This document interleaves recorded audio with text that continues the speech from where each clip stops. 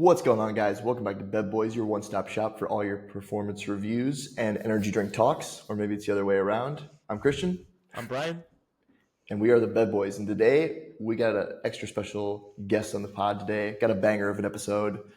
We got Chris Dunne in the house, the owner of the one and only Iowa Strength Gym in Independence, Iowa. So I'm not gonna blab too much, but Chris, how about you just introduce yourself and kind of give us the background on how Iowa Strength came to be, because it started a lot different than what it looks like now. So just give us the elevator speech. How the hell did you get there? Yeah, well, thanks for having me on, guys. So I own Iowa Strength Gym in Independence, Iowa. So we've been around since 2014. It really just kind of started out as I had a friend that started a gym, and he basically wanted me to kind of help him do some marketing. And that was back in 2013. It didn't never really quite took off. And he decided he was going to move back home to Illinois. So another friend and I decided that we were going to just basically buy him out. We later found out when we were trying to actually incorporate the business and everything that it wasn't a legitimate business. It wasn't official in any with the state of Iowa or anything like that. So we had to go through all those hoops and ladders. But yeah, basically we just cash flowed the whole thing from day one, and slowly over the years basically continue to just compile our savings and buy and sell equipment. And in 2019 basically I took over sole ownership of the gym, and which really allowed me the opportunity to expand the facility. When we originally started, we had a 750 square foot facility, real small, smaller than our nutrition store that we have here. About a year later, we doubled the size to 1,500 square feet and moved to a Main Street location in Independence. And then in 2016, we moved out to the location that we're at now. And then 2019, I basically doubled the size that we had, or over doubled the amount of space that we have. And yeah, just really continued on. So 2021, my wife talked me into quitting my job after we got married, and I've been doing this full time ever since. There is there's a special place in my heart for, I want to say, like the local, the small owned gym versus the Globo gym. I used to travel a lot with, for work when I was in college, and being an athlete was like I have to train in the off season. When I do that, you stop by these gyms along your paths every time, and one gym that reminds me a lot of what Iowa Strength is Obtain Strength. It's in Tulsa, Oklahoma, but it's that same kind of vibe. You walk in, it's not all one brand of just equipment because they don't have a special deal with somebody. It's kind of hand picked when it comes Yep. to the equipment that you have in the gym. And it's mainly like these are pieces that you sought after and wanted, and made sure that we're fit in the right space. Like, walk us through that path of, like, as you kind of go through and you're picking equipment, what are you looking for as not only an owner, but someone who's obviously going to use the facility 24/7 whenever you feel like it?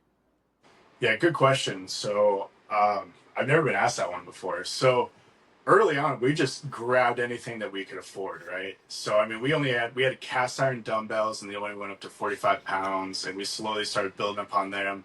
And fortunately, we had a really good gym about 7 miles from us called Jessup Gym, and really good friends with the former owner, Rex Reinhardt, and he was really supportive with us day one, from the early beginnings of just not really encouraging us, but like just giving us some good advice along the way. But yeah, basically, when we started kind of expanding, adding more equipment, when we moved into our current location, it was basically just getting stuff that we could find like on Gov Deals or like on auction sites and things like that.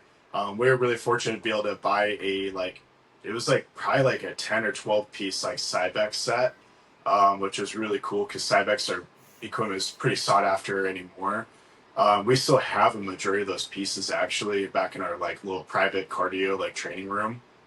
Um, but anymore now, when I'm looking for pieces of equipment, one I'm looking for, like, I'm a bodybuilder first.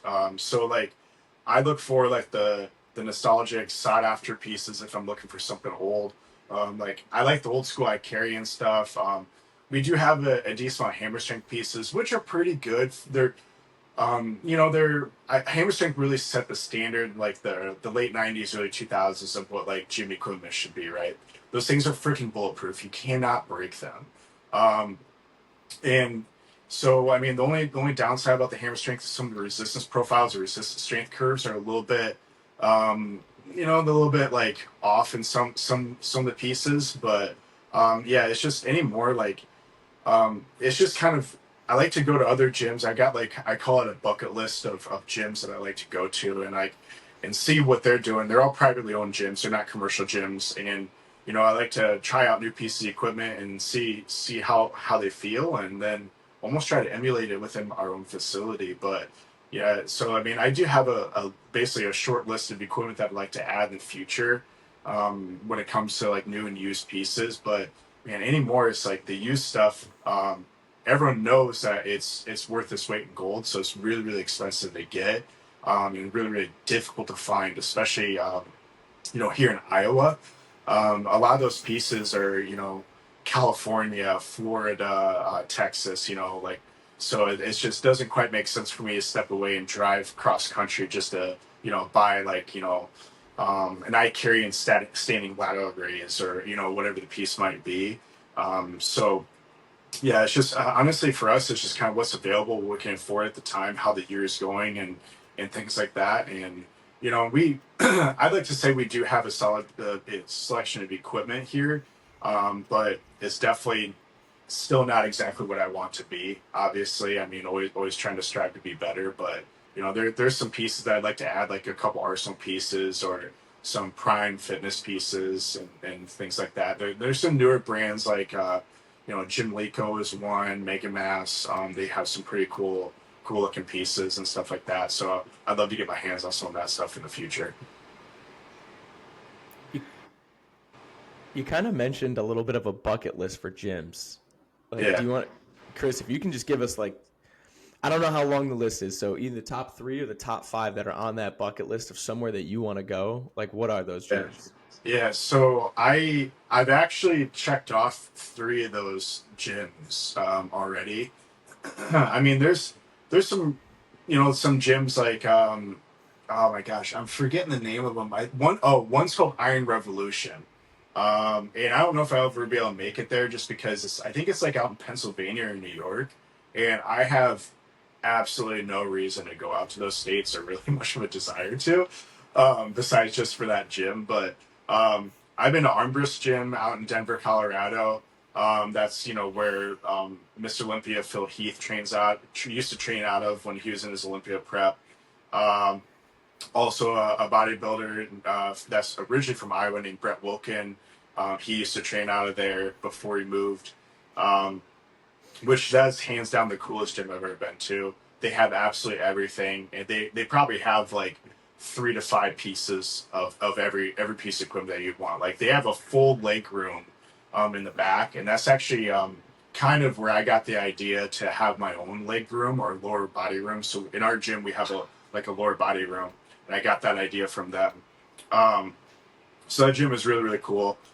There's a gym in Kansas City called Flex Fitness, or it's just called Flex, and that gym really reminds me of Armbrust a little bit, but it's actually it's got I want to say like the look of it is kind of cooler. Like I don't really care what the gym looks like, honestly. Like it could be dirty and full of chalk. Like I don't care about that. I think it just adds to the feel.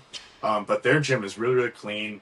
They've got like the marbled epoxy looking floors everywhere, and some really cool pieces. And like my buddy Jaron, who's a bodybuilder, trains out of that gym down in Kansas City. Quads Gym in Chicago.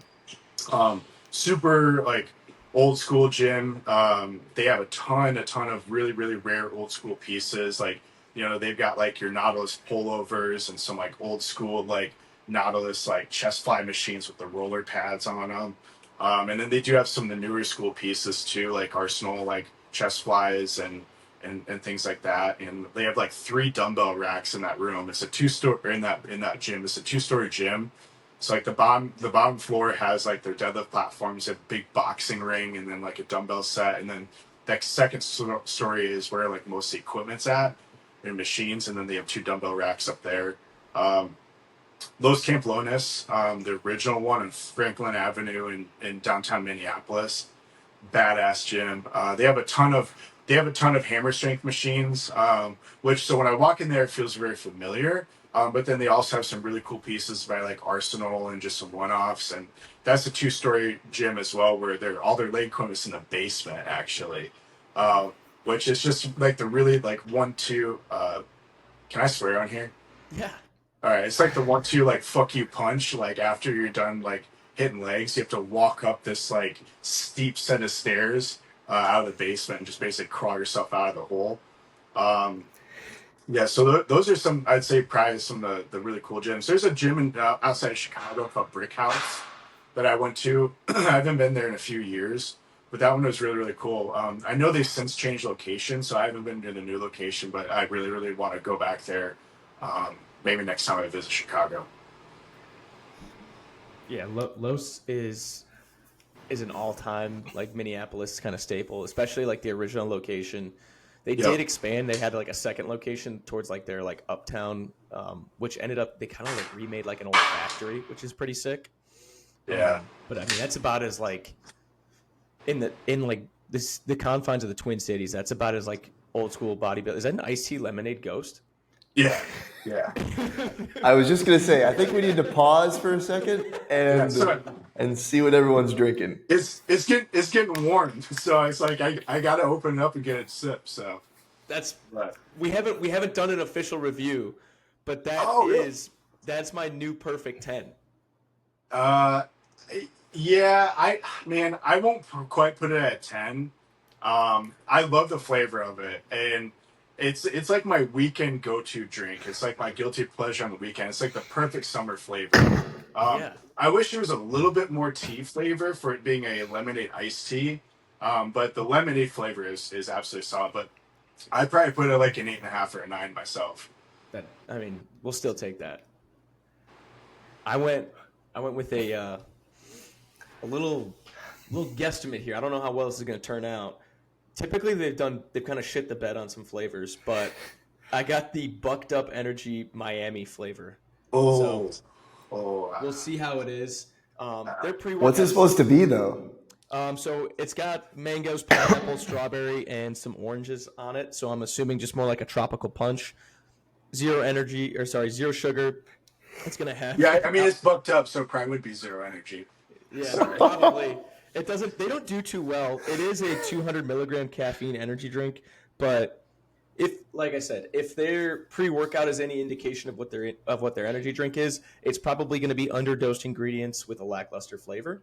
But we Yeah. can't only hit bangers 24/7. So without further ado, Not a bad pop. not a bad pop, but man, it smells like a fucking Four Loko.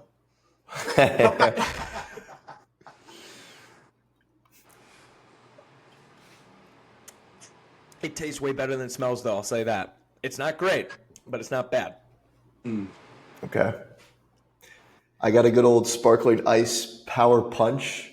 Um, yeah, sorry, we should have gotten my shitty one out of the way first, but do have the 160 milligram can. So this is like as good as gold down here. So I already reviewed it. Yeah, various fruit punch flavor, pretty mid on the flavor, but This is actually kind of a good segue here. Chris, every time Christian goes home, the first place he hits up is Iowa Strength. And Yeah. that's obviously because, the gym is great. He likes to see you. But there's also one other caveat at the gym that a lot of gyms kind of overlook, and it's the readily available just protein and caffeine and everything. We've given you probably a shout out a couple of times as someone who actually can carry the MTS Strength mint chocolate chip protein. Yep. Yeah. Yeah. Actually, so MTS Nutrition was the first brand I ever carried. And it was a hard sell to my former business partner. bringing in any kind of supplements in general. For one, we didn't have a room originally, but we knew at one point we would have the room. Um, but yeah, it was just one of those things where I ran the numbers and I told them, hey, listen, if we sell X amount of 5 pound tubs of protein per year, it would pay for like 1 or 2 months of rent. I don't remember how I worded it out to him, and I did the math and I showed him the numbers, and he's like, all right, I'm in. He's like, but we'll pick up MTS Nutrition, and then um, Run Everything Labs was a big one back then by Robin Daniel and Bailey. And I don't want to talk too much trash on them, but they didn't last too long.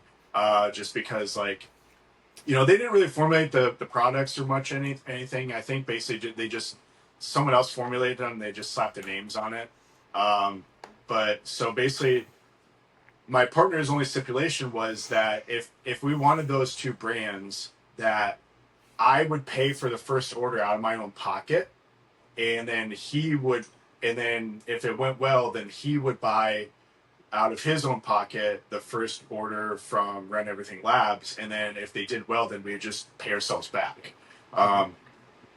Fortunately, it went very well, and yeah. So and then after that, though, it just kind of turned into slowly expanding the supplement store. But for the longest time, and French, you probably remember this, we only had like 2 or 3 brands. But I started like talking to other companies and working with some distributors, and it really broadened the amount of product that we can get in. But yeah, I think at most times when a fridge is full, we probably have about 48 different varieties of energy drinks, typically. So we have a big, like a huge cooler that's completely full. We usually keep one facing of everything, and we have probably five to seven different brands in the fridge, and yeah, we just try to keep one of every flavor, or at least try out every flavor. And if they don't go over too well, then we'll drop a flavor and swap out for something else.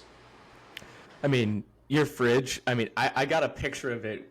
What it must have been. What I think it's got to be in June when you went back, Christian.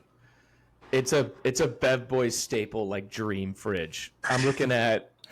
We got Bum Energy, Yep. C4, Rain, almost every single Ghost flavor you can think of that are just absolute bangers. C4, like the banger flavors. We're looking at the Jolly Ranchers, the Hawaiian Punch. Unfortunately, also the popsicle that didn't get a great review from us. But 3D, like you have the yellow can of 3D, which I don't even know if you can get your hands on anymore. My one distributor still has them in stock, actually, and so like, I'm watching the dates closely, but the dates are still good. But yeah, they're not producing the yellow or the green one anymore, but I still have them available and in stock in my fridge. That's Um, awesome. and those were two of my. So I had three out of the OG 3Ds. I had three top flavors. My very very top flavor was the orange one, and I thought it Yes. tasted just like Orange Crush. Yes. And that was one of the first flavors that they ended up dropping when, I think when they behind the scenes when they decided that they were gonna, see Split some, apart. yeah, see some big changes in the company. Um, so I've been missing that one for a long time, and but yeah, the yellow and the orange are still available for me so far. Or sorry, the yellow and green are still available for me so far. So as long as the dates are good, I'm gonna keep them in because they sell well for us. But yeah, we have all five of the new flavors though, which are doing pretty good. But Yeah, actually, I guess they brought back two of the old flavors. This with the bomb the pop, silk, yeah, and then the strawberry lemonade. which I do like the strawberry. The new strawberry lemonade is really good, and Yep. I mean, we've just did reviews on those. Some great cans. The watermelon grape I think is in my fridge right now. The cucumber melon is kind of a sleeper. It's not one I'm gonna drink every day, but as like Yeah, a one off, I think is pretty good. And the blueberry it's mist is sick. yeah. I think the cucumber melon one is really catering to the white girls. Yeah. Yeah, so like my wife likes it, being a not to throw her under the bus, but she's like a pumpkin spice, like kind of person. So the cucumber melon for me didn't hit, but like I'm not a big fan of either of those flavors. But the watermelon grape is my favorite out of the new ones. I and though I'm not, I don't really like either of those two flavors separately, But they but to work great get together. yeah, together they're great. And I do gotta say, like, 3D was like my like one of the very first energy drinks we ever carried. Is like one of my favorites for a long, long time. But one thing I gotta say, when they merged with Bum, I feel like they kind of, and French and I talked about this. I feel like they kind of missed the mark because they didn't put a nootropic in it, and so it's not really my go-to anymore. Just because I really like the feeling, of like the ghosts or the gorillas, because they've got the alpha GPC or the cognizant, or whatever nootropic that they decide to put in there, and it just hits completely different. And even the bums are solid because, like, they only have, the thing I don't like about it is they're the slim cans, so I feel like I'm getting screwed out of 4 ounces. Oh my God, But where have you been all my life, Chris? yeah, yeah. So like, and I'm really open to our customers when I talk about these too. But like, their flavors are really, really good. But and honestly, with like them having like 300 milligrams, I think of alpha GPC in it, I Hmm. don't even miss the fact that it's only 100 milligrams. Yeah, Um, it's 100 milligrams, so it still slaps like a 200 milligram 3D. Um, so I like those a lot too. Yeah, I remember when y'all first had the 3Ds and you were giving out like samples, like pouring them into little like cups at the store, like Those shot sampling energy glasses. drinks. Yeah, Yeah. I remember that. That was yeah, Yeah. that was crazy to think about. Did you see the video that we did back in the day when we used to have the America Energy? That was like the first oh energy my drink we ever God. got in. Yeah, by America Labs. Is Doug. Oh my gosh.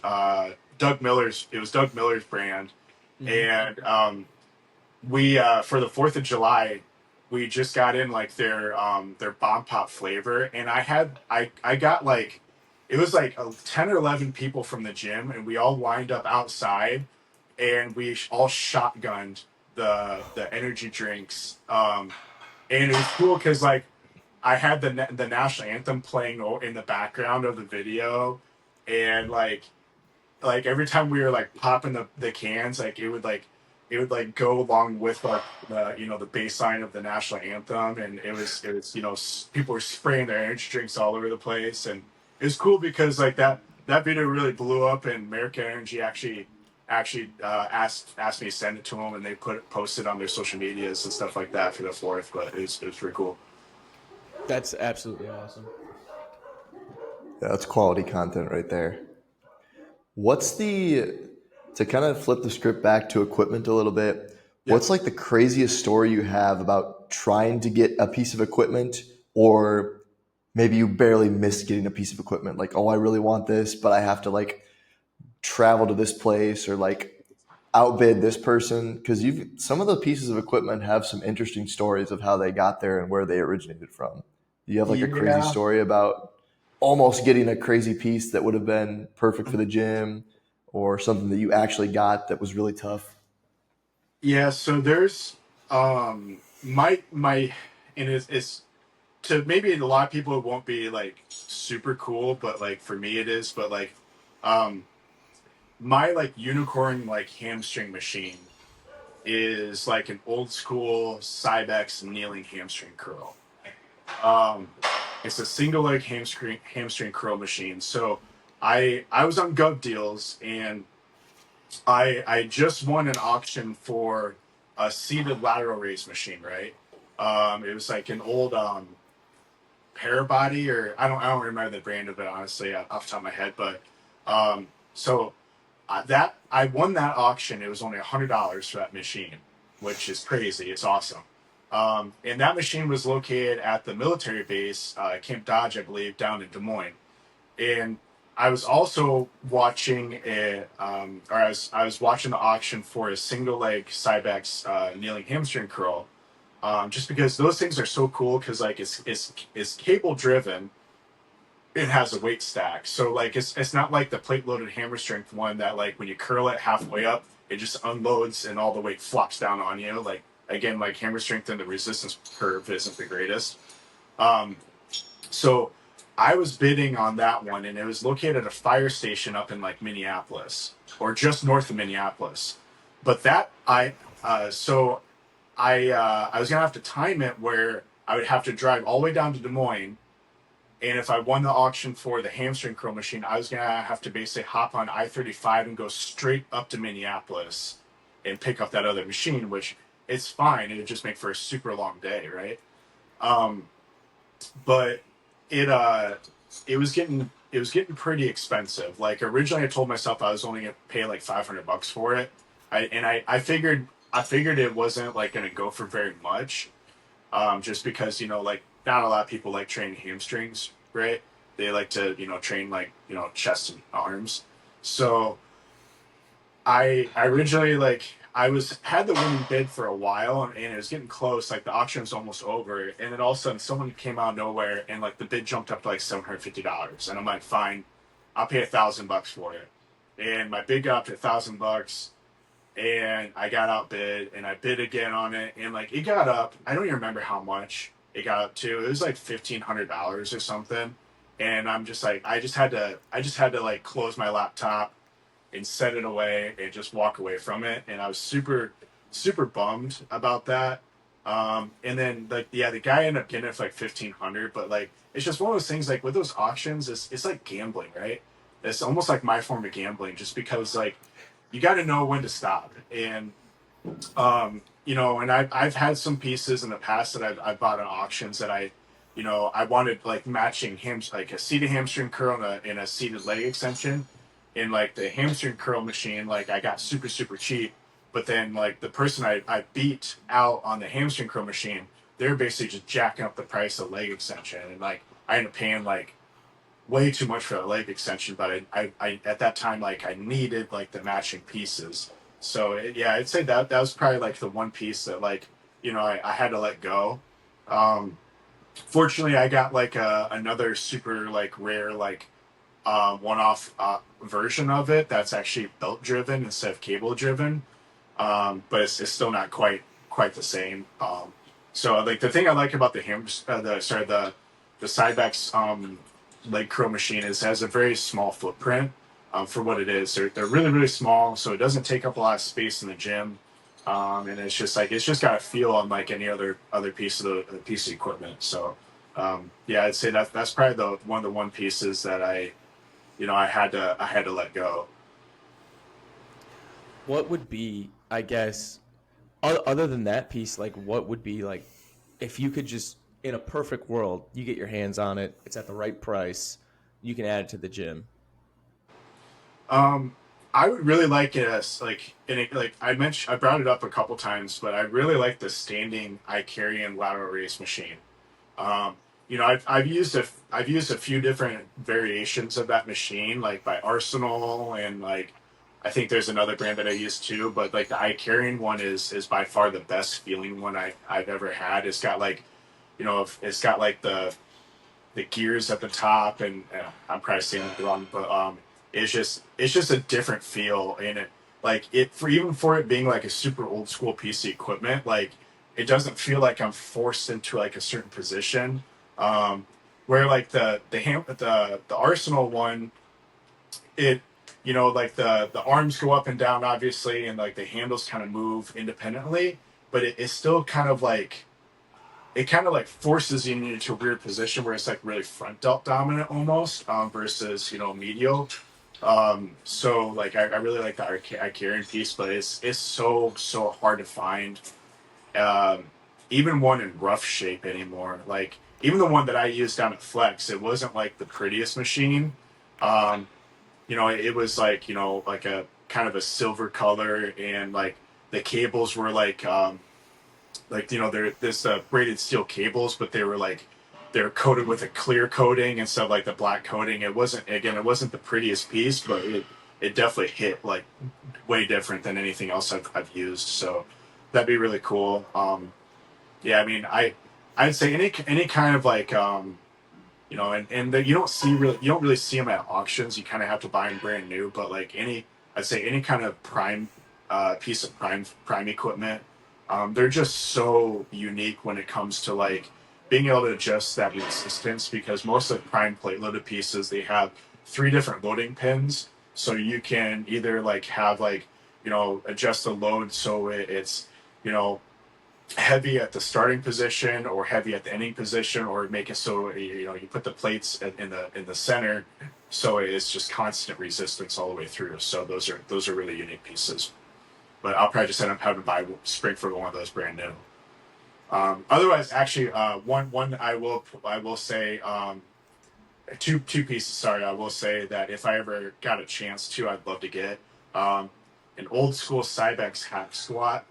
Um, they're not like the old one, the newer ones are at a 45-degree angle. Like it's like almost the style of the one that Dorian Yates used in like Blood and Guts. Like it's like it's a pretty steep incline, and those things are heavy as shit. Like you only need like 1 or 2 plates on each side. Um, those are cool. And then Cybex also has like a really, really good Smith machine. Like I'm not a big Smith machine fan, but I'm not a Smith machine hater. But the Cybex Smith machine is like one of the most sought after Smith machines out there too. And those ones um, are it's more vertical as well. Where like a lot of the Smith machines, like the guide rails are angled a little bit. The hammer strength one is like just straight vertical. Cybex did. I'm not a Smith machine guy. I think they have their place, especially in like a bodybuilding gym, Yeah. where you're not trying to find a one size fits all approach, but you'll find essentially that this piece does this thing very, very well. Like the Yep. Cybex Smith machine. You talk to anyone who's taken bodybuilding seriously at any point in their career, and they're like, yeah, that's like the golden ticket when you go for a Smith machine. Yeah. We might catch a lot of like flack every once in a while because Christian and I are big on machines. Just for like, even as more like in the sports performance realm, like machines can do very specific things that you just can't have with like a free weight. Even like a barbell squat is fantastic, but like sometimes you need a belt squat or like a pendulum squat or a hack squat, whatever any of the machines are, or even just like an isolated seated leg curl or a seated leg extension or laying down, whatever it might be. There's just like, especially in like rehab stuff, like those provide so much value. So like if you can get your hands on a good machine, it's the best thing in the world. But I Yeah. guess like Definitely. with that being said, like if it's not a machine, like what is something that you want? Like, is it a weird implement? Is it specialty bars? Is it like a different kind of rack setup? What Mhm. would it be for you? Actually, sorry. Before I answer that question, there's one more machine I gotta throw out there. When you said pendulum squat, Body Masters has an old school pendulum squat, um, where like and dude, they're crazy money when you find them. So it's like I might as well just buy a brand new one by like by what any other brand out there, but like the old school Body Masters one, it has a very specific foot plate and it's super wide, super deep. And on it, it says like at the top, it says like hamstrings and glutes, and it basically, so if you it'll guide you where to put your feet at. So it'll say like glutes, hamstrings, and at the very bottom it'll say quads. So like the user knows like they could put their foot where to put their feet to hit what muscle group they want to hit. But as far as like other equipment, um, I would say I really really would like to get some new dumbbells. My like dream dumbbells are the Intech stainless steel, like gosh, I forget what they call them right off the top of my head. But there's solid stainless steel dumbbells. And then the center caps on the inside that tell you the weight, They roll. they're weighted. But I priced them out, and it was going to be like $50,000 for me to get a set from 5 pounds to 150 pounds in single dumbbell increments. And I'm just like, I don't know who can afford that, but $50,000 is just insane. So like, there's another company that has a very similar dumbbell, and they're about half the price, but it's iron bowl strength, um, and so they give you the option, instead of doing stainless steel, you can actually have them cerakoted, Oh, custom cerakoted to whatever colors you want, and really no additional charge. but you'd have to pay extra for like any custom branding that you want on the end caps. But the end caps just don't rotate. So those are about half the price. So like I would absolutely love to get like some badass like dumbbells like that in the future, but it'd just be like one of those things where I'd have to start buying them in increments, over the span of a couple different years. And I'd really have to beef up our flooring. So I'd have to get like some pretty thick rubber crash mats where the dumbbells go, in order for to preserve the integrity of the concrete underneath our rubber. But yeah, I would say that'd be it. I mean, and like I don't want to like say like our gym is strictly bodybuilding. Like that's my interest or my focus. But our gym, I would say, like really caters to like just anyone in particular in their goals. Like, we have got CrossFitters that train out of our gym. We've got strongman competitors, like high level strongman competitors that compete out or train out of our gym, power lifters and but that's like though the bodybuilders, strongman, power lifters, those people are only like I'd say like 2% of our population. Most of the rest of our members are just general fitness enthusiasts. Moms, dads, grandmas, grandpas, high school and college kids, and we get a lot of college athletes and the occasional like pro or retired like football player and stuff that comes in once in a while too. So, um, we do have a good selection of pieces. Like you were mentioning belt squats. Like we've got a belt squat machine. We've got the hammer strength leg press. We got V squats. We got old school humper that French uses when he comes back and stuff like that too. And yeah, so it's It pretty cool. reminds your gym kind of hits that sweet spot of like it's got all the pieces to accommodate like traditional bodybuilders, but it's got the weird implements for strongmen, or even like however like a powerlifter might want to change up an implement. Maybe they want to use your wagon wheels or a Yep. CrossFitter that wants to go on the turf, but you also have like space, an actual floor space, which a lot of gyms, if they're like having really good equipment is a lot of priorities, they'll crush floor space to just cram stuff in. Yep. Like you really kind of hit that sweet spot in there. It kind of reminds me, and you know, take this for what it's worth. But it reminds me a little bit of like DeFranco's, where you're gonna have your just bodybuilders. You're gonna have, but they're gonna be working out maybe 6 feet away from that retired NFL player or the guy who's in his off season who just comes in and likes to train there. And it's I don't want to say it's a weird environment, but it's an environment that it's like, all right, people who come in here probably care about their life and like their fitness level to where like regardless of whatever the goal is, you kind of get that. I don't want to say, I mean, it's going to be so Gen Z when I say this, but it's going to sound like, you kind of have that vibe when you walk in of like some work is going to get done in this gym. Yeah. Yeah, no, I really appreciate it. It means a lot. And we can't specifically specialize in one thing just because we're in a town of 6,000 people. And like if we were to specialize just in power man or sorry, just in strongman or just in powerlifting or bodybuilding, we wouldn't still be here just because it's too niche of a focus in our small community. We do have a lot of people that'll travel to come to our gym, which is super cool, and I feel super fortunate about that. But again, like it just wouldn't be enough to support a very niche or specific gym. But yeah, it's a really cool dynamic because like you said, like we'll have a 75-year-old man like on the rower, and then like 5 feet away from him we'll have like my friend Chance Dorsey, who's a power lifter and strongman, doing 1,000-pound yoke walk. And it's just insane. Like, and like it's cool because like everyone respects what the other people are doing. It doesn't matter if it's a new person or a mom that's doing a 5-pound lateral raise or curl, or someone that's doing a 500-pound bench press in the room next to them. Like everyone just sees it and they're like, cool, like yeah, that person's working their ass off. Like, and I'll give them the respect that they deserve. That's sick, man. You mentioned talk a little bit about how you got into bodybuilding, because you've competed, like you compete, and kind of your road to where you are now, like how it started. Because we've had a lot of coaches and like on this podcast, and you're the first one that's really been in that space.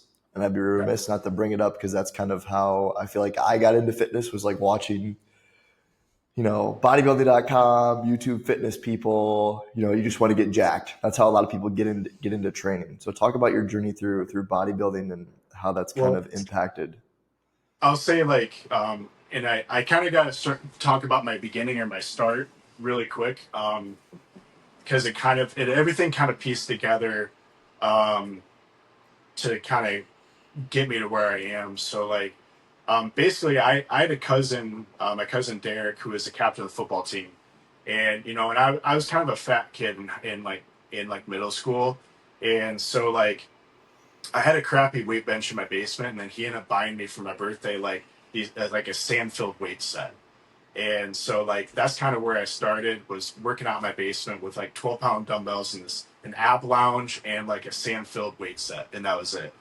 And he and my cousin actually, when he was the captain of the football team, and when I went to high school, he started taking me in the mornings to some of the workouts with the football team. And I remember like the first time I went in there, like I had to squat, and I didn't, and they're maxing out. And I remember I got in a bar, I didn't know how much was on it, and I didn't know how to squat right. And so like I got under this bar and I went to squat down, and I just could it took me down, and like I couldn't get back up. So they had to like basically lift the bar off of me or lift it up. Um, but yeah, basically it just like I ended up having a hip injury where I broke my hip, and so I had to have several surgeries on that, and so I saw the need to like start working out and exercise and kind of strengthen and get that better. And then like my friend Dalton, is still in the gym with here today, and he works for me in the mornings, but he kind of got me into the gym a little bit, and I was kind of hit and miss, right, like throughout high school and stuff, and I worked a lot and stuff to try to be able to afford the things I wanted to.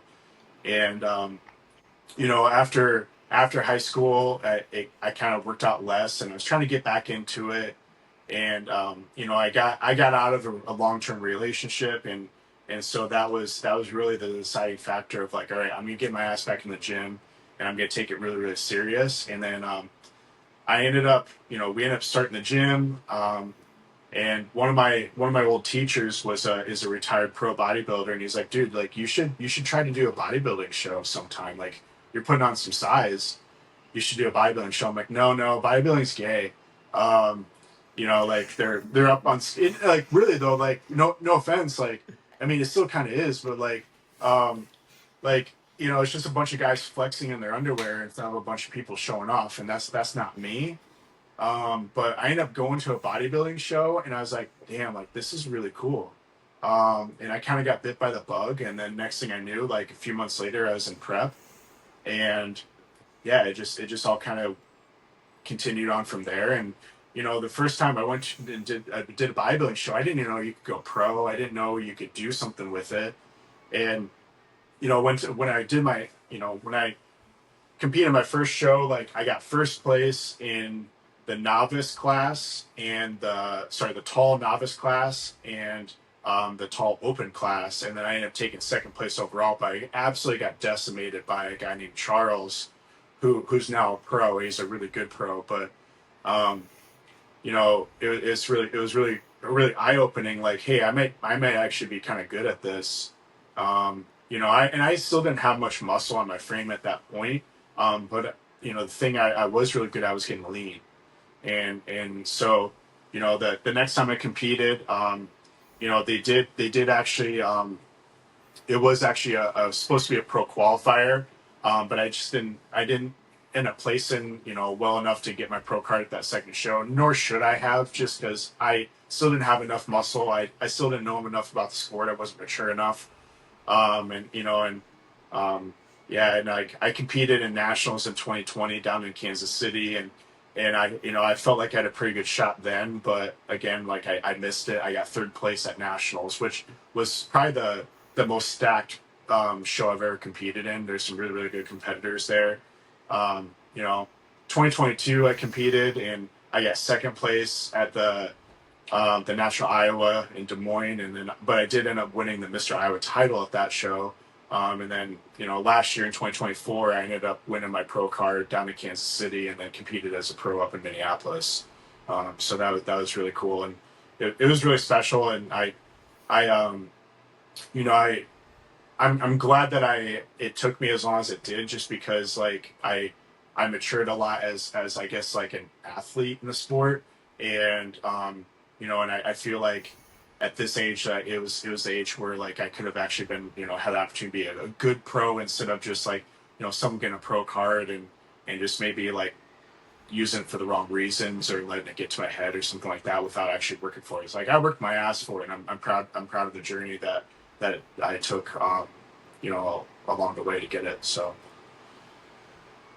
It's there's like kind of 2 points with that. Like one, it's kind of like the anti-hero, or like the guy that doesn't want to be the hero. Like you didn't want to do it, and then as you got into it, you're like, shit, like there might be something to this. Like I might be good at this. Number one, two, like super fulfilling. I feel like a lot of like people can resonate with that when they come through. Because like how many stories of it is I didn't want to play, say like for me example, I didn't want to play football. I got put into it because I was, being a badass little kid running around skateboarding. My parents were like, you need to do something fruitful with your time. yeah, And I ended up falling in love with it and played it in college and was able to like pay for school and stuff like that.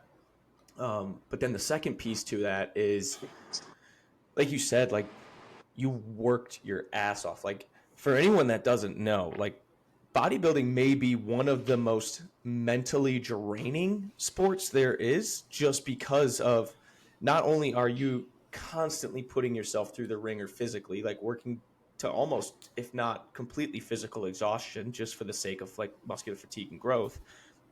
At some point, you're borderline kind of starving yourself when you're in a cut too. So yeah. like talk a little bit about that, like going through those phases of like the bulk to the cut to like the full prep, and then that like final like stretch of like the 1 week to 2 weeks like pre-show, where it's like you're so dialed in on all of your nutrition, you're so dialed in on your posing, everything has to be essentially kind of perfect for things to go right. Yeah. With starting with like the bulk, or like the improvement season, like, yeah, you're just trying to ramp calories up as high as you can without getting super fat. um, but also like trying to add on quality, lean mass. But like for me, like putting on size has always been a little bit difficult. Like I think just, I hate to say, talk about body types and stuff, but like, I've got typically I have a pretty fast metabolism, so it's I have to push a lot of food to try to put on weight. And like using my last off season, for example, I was just under 5,000 calories. Um, and eating like I want to say about 550 grams of carbs a day, just to try to put on weight. And I was staying, like I wasn't lean, but I wasn't fat. And we were basically, my coach was just trying to put me in a really good position that once we dieted, I wouldn't have to diet as deep as I had in previous years with a previous coach.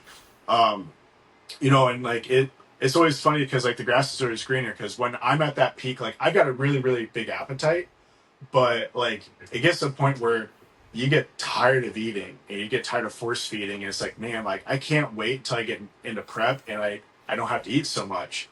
Well, then the diet starts and everything's fine and dandy. You don't really miss, like, you do such small cuts that, like, like 25 grams of carbs here, 5 grams of fat here or whatever, so you don't really notice it until like you're like 8 to 10 weeks out. And then you get to that point, it's like, damn, I haven't been full for like a month. I'm always hungry. Uh, I wish I could eat, and I wish I was in off season again. So it's like in the off season, you wish you were in prep. In prep, you wish you were back in the off season. But yeah, like I always tell people, like when they ask me about, they've never bodybuilt before, and they say they want to, like, oh, how's the diet? It can't be that hard. It's like, well, imagine dieting for 6 months and being hungry for 6 months and never getting full. Um, and like I'm fortunate enough that, like, with the way my body works, my metabolism is that, um, I was getting a refeed about like usually every week up until like probably the last week of the show. So of at least of 2024. So that was a really cool situation where like I was still able to like eat a one high carb meal a week, and I structured it on Sundays because I usually train legs on Monday. So I wanted those extra carbs and extra food for my leg day on Monday. So like, yeah, it was really interesting. But when it comes down to like, the mental aspect of it, it's just like you gotta think like, yeah, that I'm hungry, I'm tired, but like, you know, there's got to be part of you that's like, I like doing this because I know it's hard, and I know like 99% of the population wouldn't be willing to push themselves this far. Not to put like an ego into it, but like you got to have a little bit of ego in order to do it. Um, and on top of it though, it's like, okay, like, I'm 2 weeks out from a show. I've got to do my 4 training or 5 training sessions a week. Every day, you pose for 30 minutes to an hour, just practice posing. You might have 20 to 45 minutes or however long much of cardio that you're throwing in there too. So it's just like, yeah, like I'm gonna get up, I'm gonna do cardio, I'm gonna eat. Then I gotta work all day. I got to try to squeeze in a training session. It's like, oh shoot, like, I didn't get all my steps in for the day. So I got to go and get 2,000 more steps before the end of the day too. So it's like, oh yeah, I still have to pose as well because I don't want to look shaky and unprepared on stage. So there's just a lot of aspects to it, just like you said, that, a lot of people don't think about. And yeah, it's grueling, it's difficult, but it's just like, it's also very, very fulfilling. And you learn a lot about yourself and like how mentally tough you can really be. But again, that goes with a lot of other sports too. Like even with football or wrestling or baseball and whatnot. And I wasn't an athlete. Because of my injury, I never really had an opportunity to go out for sports or play sports. I couldn't run, I couldn't jump, and things like that. So before my hip replacement. So like, I never really did sports. So like the competitor in me just came out, just not from sports, but it just came out with just a desire to improve and be better, versus that. And I think that's where like bodybuilding is good for me, or it's a good fit, just because like I've always kind of been more, I don't want to say a loner, but like I've always kind of been more of an independent person, and I've never really done the team sport thing, where like bodybuilding is more of an individual sport. But um, yeah, but alongside of that though, there's always a lot of people, on your side, like supporting you through a prep. Like my wife, she's amazing. She, would always help me with meal prep, or like, she, even like when it comes up to like the last couple days before a show, she'd be like, all right, like she'd have like help me with my itinerary, like, all right, you've got your team at this time, you got your polygraph at this time, what time do you need to check into the hotel? Okay, I'll make sure that everything's ready, and things like that. But yeah, and then like going back to like the last week of the show, or like what's called the peak week, and that's probably that's the week where like most of the work is done, but you're just trying not to like screw up. So like you gotta try to fill out your muscles with carbs, with peaking, and like try to nail like your sodium and your water and things like that as well. And just also kind of give your body like time to relax and whatnot, where like you kind of back off on your training a little bit, so you're a little bit fresher. um yeah, and then just kind of roll right into the show from there. You did kind of mention too, it's like you have your team around you, Yeah. and in a sense, like you have your coach. If your coach also does your nutrition, if your coach also does your posing, or some people kind of siphon out and say like, I have my posing coach and I have my Yep. nutrition coach, and I have so on and so forth. But then you have like your friends and your family who support you through that aspect. But at the end of the day, as much as like they help you, and they're with you during that entire process, when you get on stage, it's just you quite literally naked to the world. Yeah. Like you got to go up there and do that. So Mhm. like when you're about to walk up, right, and you're about to get on stage, and you have all that, like what's going through like your head in that moment? Are you kind of like a little bit like that first time, are you like, wow, this is amazing, you kind of take that all in? Or is it just, I'm game face, I'm here to execute what I need to? like we can love the moment as soon as it's done, but like I need to go do the work. Yeah, so there's a lot of thoughts that go through at least my head when it's like those last few minutes right before stepping on stage. Um, I always think to myself, man, I wish I would have been more prepared. I wish I would have posed more. I wish I would have done this or that differently. Even though I know like I'm probably practicing my posing and doing a lot of things that a lot of the other competitors aren't doing. Um, for lack of better words, just because I do take it so serious. Um, there's I one of my biggest downfalls I think is not taking time to enjoy the process and to think like how cool it is, like like hey, like you're doing something that like again, like a lot of people aren't able to do, aren't willing to do rather. Um and it's just instead of like sitting back and enjoying it, it's more that game. At least for me, it was always more that game face of like, all right, like thinking about like the next step, what I have to do next. But then like also, so like backstage for me, like I usually just kind of try to find my area, get all my stuff organized, and just kind of relax, listen to some music. If there's someone back there that I know or whatever, I might chit chat a little bit. But usually it's like I got my sweats on, I've got my hood up, I got my headphones in. I'm just trying to like stay calm and stay focused. And I'm literally just going through my posing routine over and over and over in my head. And like I might be like not hitting the poses, but I'm like kind of like half-ass like kind of going through it. Like all right, I'm gonna do a side chest, like I'm gonna do a tricep, or whatever. And then like once we line up, it's like you gotta strip everything down. You got your get your glaze, like your oil on and stuff after your last coat of tan, and you're in that line and you see those competitors and it's like, holy shit, I'm gonna lose. And then it's just like from that point on, it's just like pure anxiety for me, anyways. And it's like literally like I'm like almost on the brink of like a panic attack.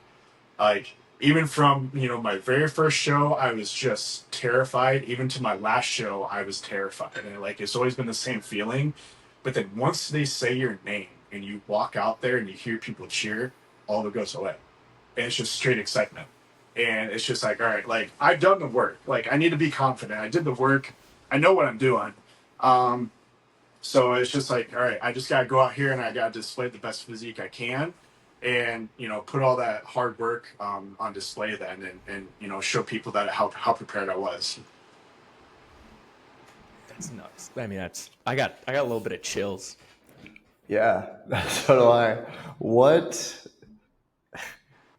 Because you come from I was talking to Brian. I was like, you don't have like the traditional, like compared to us, like you didn't go to school for like, oh, I want to like get into like be a bodybuilding coach, like exercise science, all that. So like we would say like more of like you just have a different background.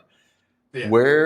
How do you think like that's helped you? One, like has it helped you with the business in one way or another? And also, where do you go to learn when it comes to this kind of stuff? Because clearly, you're like, you know what the fuck you're talking about. And part of that is from learned experience. Like you actually do the thing. But where do you go for like education when it comes to like bodybuilding? I know you've helped coach a few people through their preps. Is that just kind of like a learned experience type of thing? Because I mean, you can't really go to school for that specifically, Yeah. to be honest. And like originally, like I went to a community college to be a mechanic. I went to tech school to be a mechanic because I've always been a big car guy. And I realized like, dang, like I don't even like working on my own broken cars, let alone other people's broken shit. So I don't think I want to do this as a career. Um, and like I worked full time, um, for a couple of years, and I went back to school for business. And I ended up like getting a business degree majored in business with a minor in marketing. So yeah, I would say like it definitely some aspects have helped. Like okay, they are like I know some of the. I won't say I know everything, obviously, but like I've had to take some legal classes. I've had to take HR classes. I've had to take the accounting, the marketing, and things like that. So it's like I've I took enough in business school where like things are a little bit familiar, but like I would never claim to be an expert on anything or everything. Um, and that's where like when it comes to running the business, like I have accountants and I have them do a lot of all the bookkeeping and things like that, just because like you know uh, if you get a letter from the IRS and you didn't pay enough in taxes, like that's not a good feeling, and that's happened to me one time. And that's when I walked over to my attorney's office and handed that to him and said, "All right, you guys are in charge of that now." Um, so yeah, like I mean, it's definitely I feel like some of it has helped me, but also maybe if I would have known that I was gonna do a gym, like or run a gym and like be in the fitness industry, like it probably would have been a lot more helpful if I would have went to school for like kinesiology or exercise science, obviously. And then, at one point I thought about going back to school for it, and I'm just like, I don't have the attention span. Um, College is really expensive, and it's just like it is how much is it really going to help me, because like I'm not a full-time coach. I don't train, I don't do personal training and things like that. I'd rather hire someone to do it and actually run the business on the back end myself.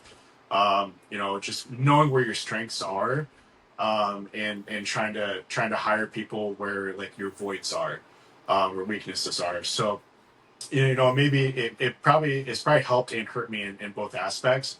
On the other side of it, I'm a strong believer. I feel like at college is a little bit overrated, and as well as like to me, like my degrees are almost just expensive pieces of toilet paper. Um, and so it's just a piece of paper that says I know how to follow instructions, and that's about it. And and obviously I'm proud that I have a college education, and I'm and whatnot. But if I would have taken the time and the money that I spent on college and actually put it into learning very specific aspects about running a business or training people, then maybe I would have been further ahead. But on the other hand, literally every little piece, every little thing that happened leading up to us starting the gym, it all fell together, and none of it would have happened if I wouldn't have taken the exact path I took.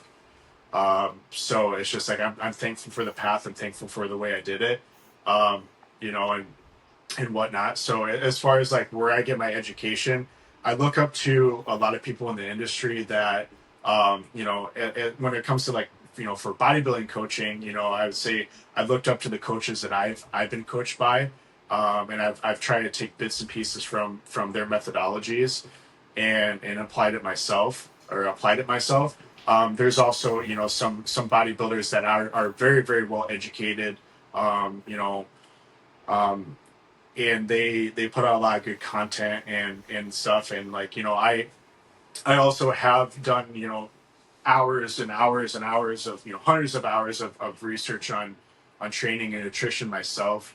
um and I've got a good friend that's a chiropractor, but he's also like a certified trainer, certified nutritionist, so we bounce a lot of ideas off and each other and stuff.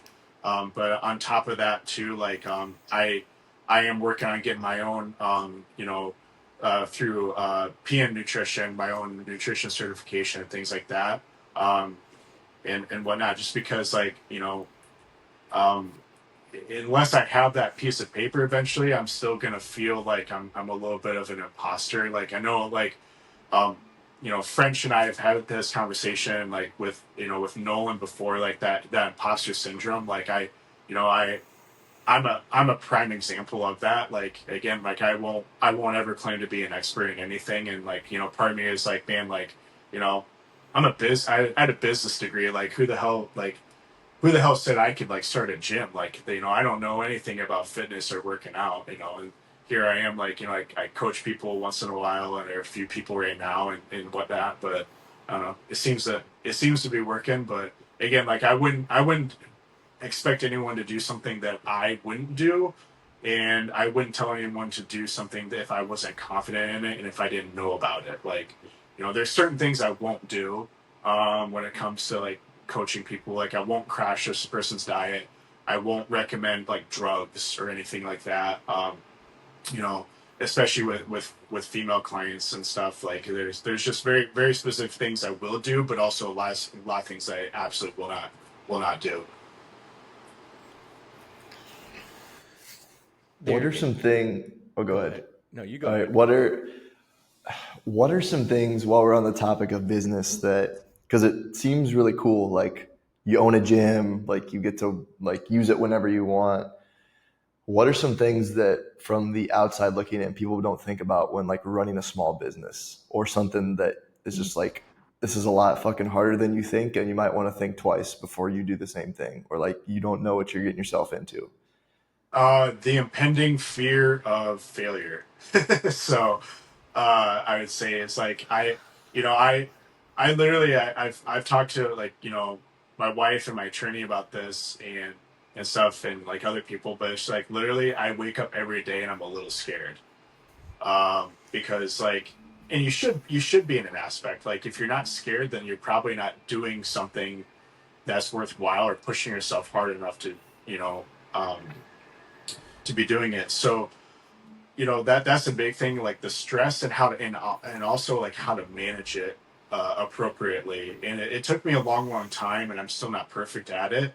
But like the stress and the pressure of you know my phone constantly going off, constantly blowing up, people constantly asking questions, problems, like how to solve problems and how to make it so, it doesn't completely ruin your day.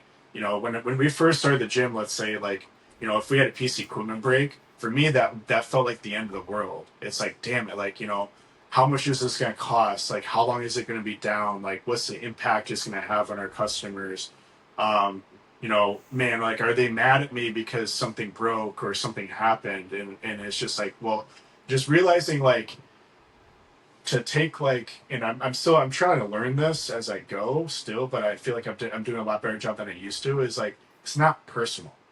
Um, it's business is business, and I gotta try to take myself out of it. It's not me; it's the business. So it's like, okay, like, you know, um, if someone has a negative comment or a negative statement, it's just like, okay, well, they're not really saying it about me; they're saying it about the business. But instead of like being upset or mad or hurt, it's like, okay, let's try to turn that thing around and make it a better experience. So like the next time they make a comment, it's a positive comment instead of a negative comment. And fortunately, like we don't have bad reviews on our social medias or anything like that on Facebook or Google. It's all positive stuff, which I'm very very grateful for. And I think it just kind of shows that like people realize like how serious I take it and like how personal I do take it, even though I try not to make everything personal. But yeah, it's just like dealing with things like, this week we had one of our showers, the floor pan in our shower cracked and broke. And then, the same day, one of our treadmills died on us. And it's just like, instead of being stressed, it is a stressful situation, but instead of just like letting it ruin my day or my night, it's just like, sit back, take a deep breath. It's like, all right, the shower can be repaired temporarily and then it can be replaced. It's fine. The treadmill, like it was getting old anyways, and I told myself once it died, I wasn't going to pay to fix it. Probably, I'll probably just end up replacing it. So it's just like, just making sure that like, you're just like stepping back and just like not letting those every little thing accumulate, pile up, and bother you. Otherwise, it's going to show in your attitude and your demeanor towards your customers and whatnot, and then it can result in a bad experience for them as well. So I'd say that's definitely some things to try to consider. Is just managing stress and managing pressure. Um, and not to like be cheesy or something, but like like Chris Bumpson, you guys probably know him, but like he had a really really good statement that I feel like resonates. And it's just like pressure is a privilege. Like you want to be put in those positions where you're dealing with stress, dealing with pressure. Otherwise, if you're not, then like what are you really doing? You know, like you don't want to just coast through life, and not feel any stress or not feel any pressure. Like you want to make sure that what you're doing is significant, has real meaning. Damn it, that hit hard. I clip that. Yeah. Um, this is one that we've asked almost every single guest coming onto the show. Which isn't that many, but we're here. So I think it'll span a little bit more than just athletics, but now entirety and kind of encapsulating like all of fitness and even every little aspect that it touches. What is like what do you see as one of the biggest problems within the entire industry? Social media. um, it so it's a double-edged sword. It's one of the greatest things I would say in fitness, because fitness is the cool thing to do. Like you talk to just about any kid, like, I won't say any kid, but like a lot of kids, and like the people that they're looking up to is like an athlete, or I don't really agree with it, but an influencer or like a bodybuilder or something, power lifter, that's a really really cool and really special thing that like so many people can have an impact, a positive impact. But the other thing is the negativity with social media is you're always seeing those people's highlight reels. You don't know the demons that they're battling, behind on the other side of the camera. The depression that they might be feeling, um, the depression that kids and a lot of people are feeling because like they are seeing all these people's perfect lives.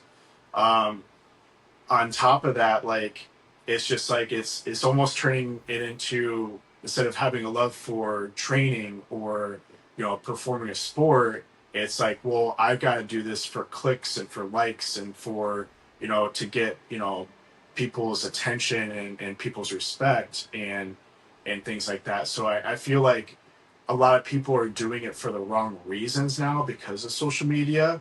And they're just like, oh yeah, well, I got to record this set so I can put it on my TikTok or my Instagram, and like I was even really guilty of that too. Like, I, I think it's great when people film their workouts or film their sets or whatever, and and whatnot. But like it's like people are only recording their top set or their best lift or this or that. They're not showing like their failures, and like for me, like I don't do the social media thing. I don't record stuff as much as I used to, just because I felt like I was falling out of love with it. It got to the point when after I got my pro card and stuff, I just was like, all right, like I felt kind of lost, and knowing that like I don't know if I'm ever going to compete again. And so it's just like, okay, like what is this all for?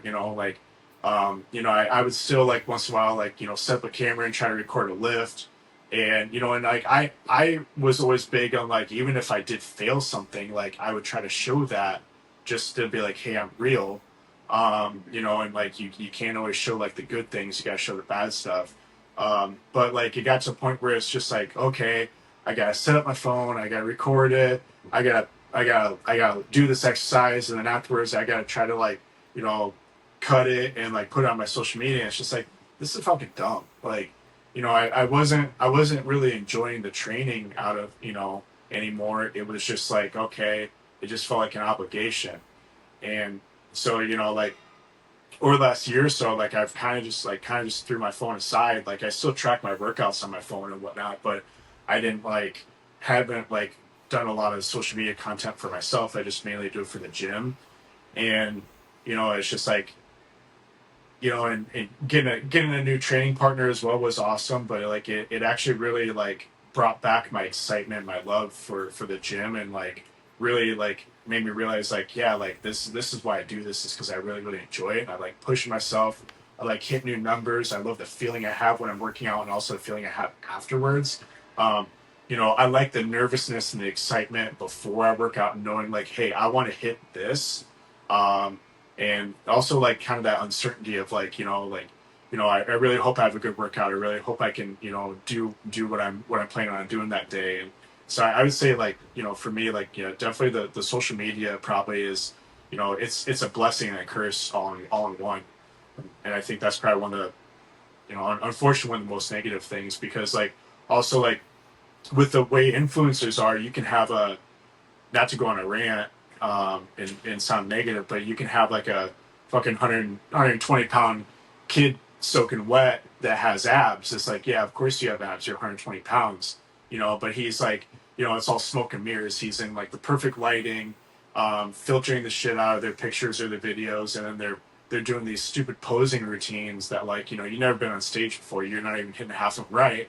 And then you start seeing kids in the gym emulating that, and it's just like you just kind of want to like grab them and shake them and tell them like stop doing that. Like, what are you doing? Like, because like because then you get like the kids in the gym that are taking their shirts off, and like I'm a big no shirt guy. Like, sorry, I'm an anti no shirt guy. Like, I hate it when people are in the gym with their shirts off.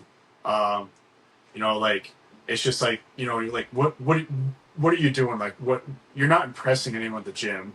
The girls think you're a douche. Like, the guys, like, if you're jacked, like, cool, they might think this neat, but like you're obviously not doing it for dudes. Like, um, so it's then you have these kids like in the gym, like with their shirts off and their tripods and their cameras, and like it's just like adding a whole nother dynamic that I don't think is necessarily positive. It's a little bit more negative. So like, we got a pretty strict rule. Like, I don't want people in the gym with tripods. I'm fine if they record their stuff, but set your phone up on your freaking water bottle, and don't make a whole like, production studio out of it. Keep your freaking shirt on, because like people don't want to see that. Um, and also, it's just like you're just getting sweat over everything, and you're leaving freaking snail trails everywhere, and it's just like, it's just definitely the social media. I could rant on that for like an hour, but No, you make a good point though. Like with the tripods, like you kind of did the thing that everyone. It's like the elephant in the room, of like no tripods in there. It's like, hey, go ahead and record a set. Like, if you want to put, but we're not your studio. Like, yeah, it's a positive environment. We want, if you love it and you're doing it and you want to take a video of it, throw up later, or just to show your friends, whatever it is, like, go for it. We're not going to hate on you for that, but we're going to take the level of you being allowed to be obnoxious about it. And I think that's like yeah, that. The tripod is kind of that barrier where it's like yeah. you're kind of getting obnoxious with the tripod, but like it's okay if you record something. Yeah, and like, not to like, excuse me, not to fluff my own stuff, but like, I'm a professional bodybuilder. I don't even walk around in my own gym, the gym I own, the gym I built for 11 years. I don't even walk around in there without a shirt on. Like, as a professional bodybuilder, like running at 2% body fat, I don't even take my fucking shirt off. So like, no offense, like if I'm not doing it, why are you doing it?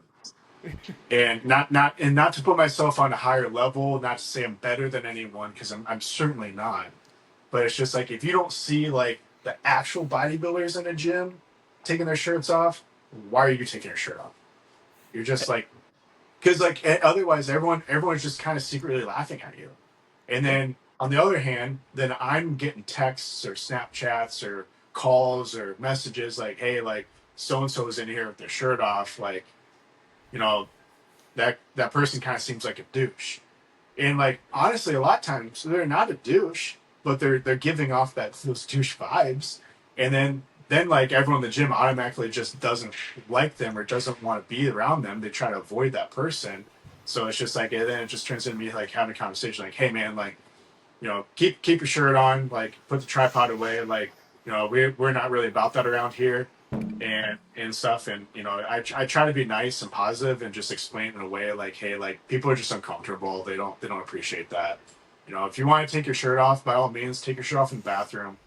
You know, set up a tripod in the bathroom. I'm fine with that. We're in the process of building a posing room right now in the gym, and like, it'll be a free for all. Like, if you want to go back there with your buddies and you know take your shirts off and flex in the mirror, please do it. Just tag us in your photos. But like, yeah, just just keep your shirts on unless you're in the bathroom, the sauna, or the posing room. So Yeah, I think you're seeing with the social media. Have you guys seen that there's like content creator gyms now, like specifically for, they're like made for that, and some of them are like invite only. Like, I couldn't walk in there and be like, oh, like you don't have 100K followers, like get the fuck out of here. That yeah, to me, that's just wild. And like, maybe it's better because like at least they're all in the same spot. But like, it's wild. Like, the lighting is specifically curated for like getting good videos, getting good pictures, they've got and the circus that's mirrors or the carnival mirrors that make them look bigger. exactly. It's like, Instead of and wearing large shoulders. Yeah, 100%. Just get that V taper. And like they're Yeah, obviously they're in places like Miami and all those places, but that's just bizarre to me that we're yeah. at that It's like point. the one. It's like their version of the OnlyFan houses, right? So, Exactly. uh, It's the fitness industry's don't, version of an OnlyFan house. yeah. So I mean, yeah. But sorry, dude. Don't spit your drink out. But by all means, like if it's your business, do what you want. But like and I also feel like since this is my business, it's my responsibility to set the standard. Everyone's looking at me to set the standard, and and if I just don't stick up for the members, or if I don't stick up for my own beliefs, then people are gonna look at me as a weak leader and a weak business owner, and they're not gonna want to come. And so it's just like, yeah, I will put the hammer down on certain things, and I will use people as an example. I won't hesitate to cancel membership if I feel like someone is abusing something or doing something that they shouldn't be. And it every time I've had to do that, it hurts me to do it.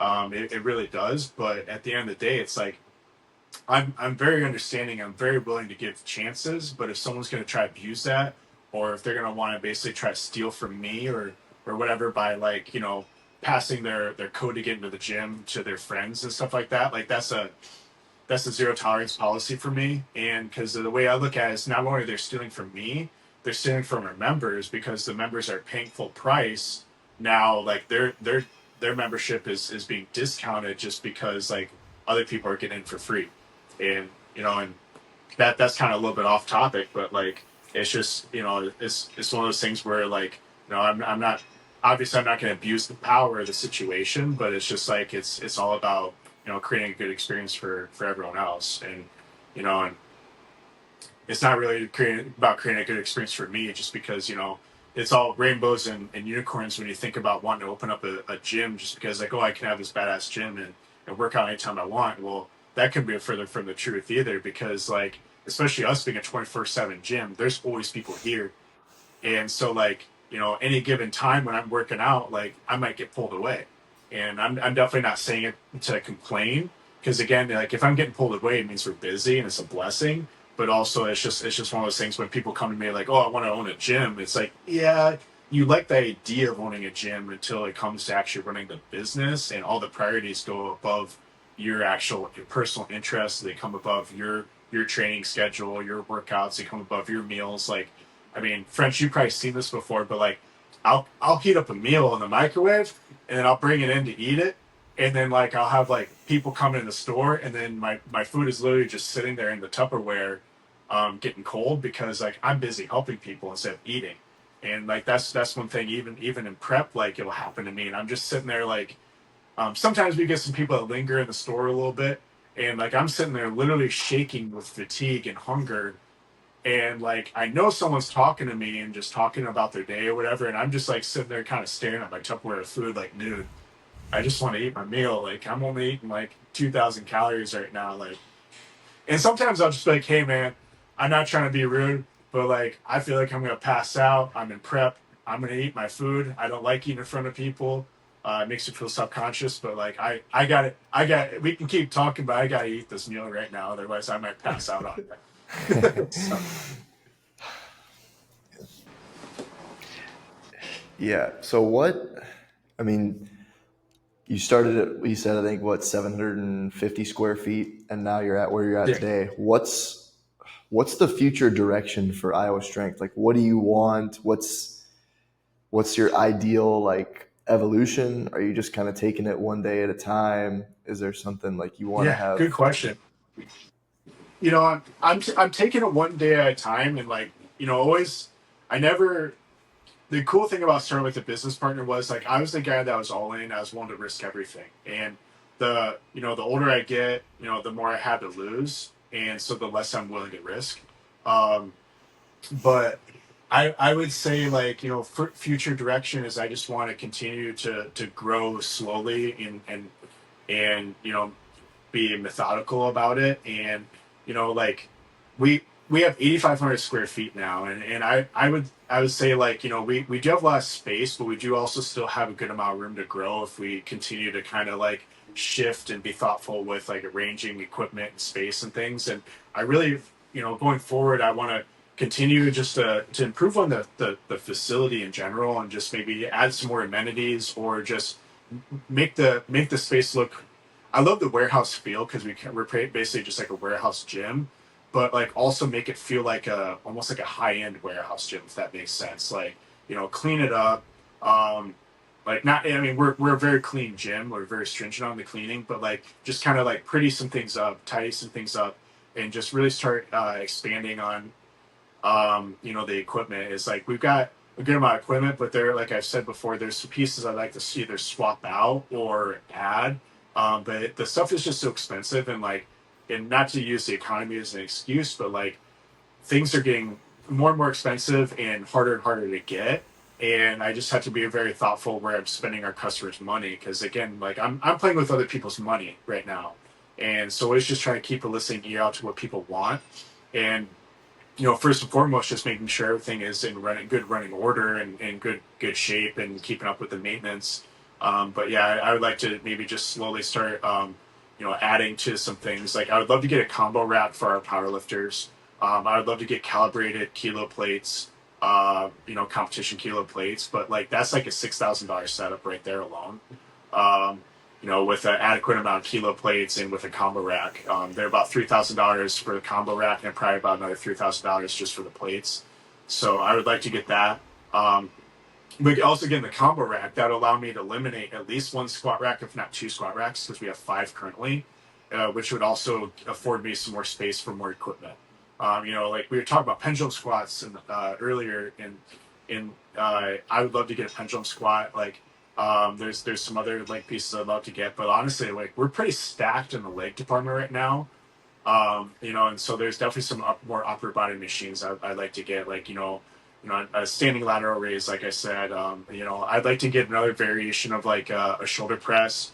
I really, really want one of those prime like row machines where you're sitting at like an inverted like 45-degree angle, like you're almost like you're sitting backwards on an incline bench, and it's like a row machine, but like it's like it has like two or three different handles, so you can either do like more of a neutral or like a wide grip and like really hit the like upper back and traps. So I'd love to get something like that.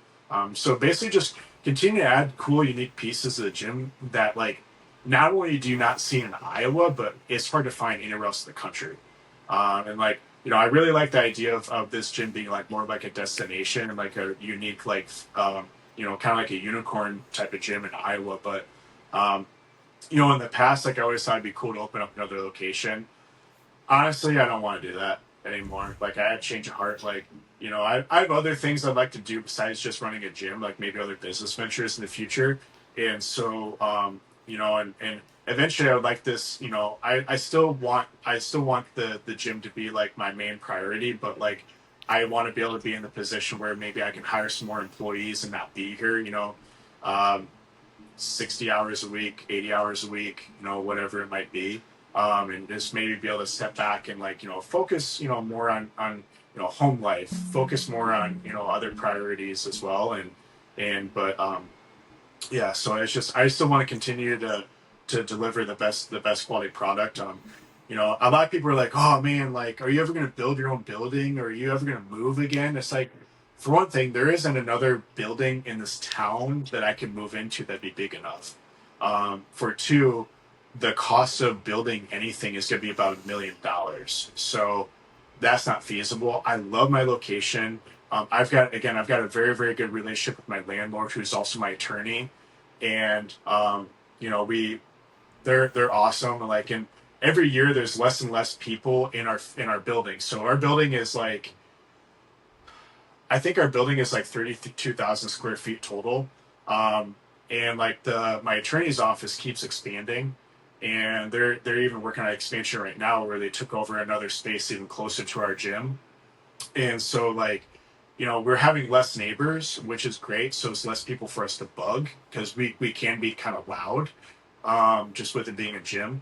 And so, we're in a really nice location. We're right in the busy area of town, but we're kind of tucked back as well. So we're fairly visible, but we're also kind of out of the way, where we're not going to be a hindrance to other businesses with the noise and things like that. So I love our location. Our members seem to really like our location. It's really convenient, no matter where you're at in town, to pretty much travel to us. Um, and so, I want to stay here and just, again, improve on the facilities and just try to, slowly upgrade the equipment, where there's, the dumbbells or, plates or machines and things like that. Would you ever be interested in maybe even just doing like any local competitions to have like hosted by Iowa Strength, whether it be a powerlifting meet, Olympic lifting meet, a strongman competition, or a local bodybuilding show, like just having it hosted by Iowa Strength in that form? Obviously, a bodybuilding show would be a little bit tougher since you need the stage, the seating, and whatever, and all that. But like having that set up for you guys. 100%. Actually, we've done a few competitions here already. Just fun events. None of them are sanctioned or anything, but we did our very first one was actually a fundraiser. We called it Kilos for Kids.